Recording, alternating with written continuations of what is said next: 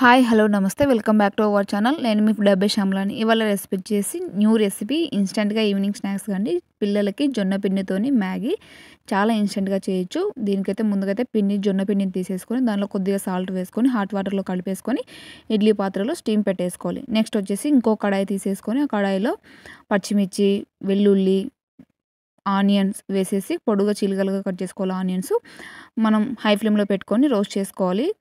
Next వచ్చేసి దీనిలోకి కొంచెం పులుపు తగ్గట్టుగా టమాటో, నేను ఒక టమాటో యాడ్ చేశాను. టమాటో యాడ్ చేసుకొని వాటిని కొంచెం నూనెలో మగ్గించుకోవాలి. చాలా ఇన్స్టెంట్గా చాలా హెల్దీ అండి. బయట కొనే మ్యాగీ దాని రెసిపీ కంటే ఈ జొన్న పిండితో చేసిన మ్యాగీ అయితే చాలా బాగా టేస్టీగా ఉంటుంది.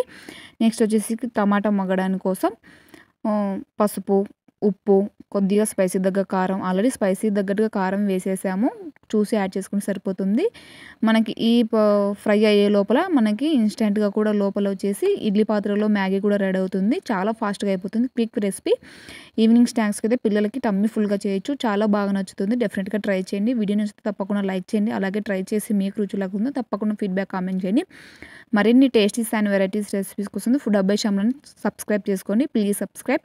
ఒకవేళ మీకు ఈ రెసిపీ ఫుల్ వీడియో అర్థం కాలేదు అనుకుంటే మరొకసారి డెఫినెట్గా కామెంట్ చేయండి. మళ్ళీ ఫుల్ రెసిపీతోనైతే వీడియో చేస్తాను. తప్పకుండా కామెంట్ చేయండి. మీరు ఇలాగే హెల్తీ రెసిపీ చేస్తున్నారా?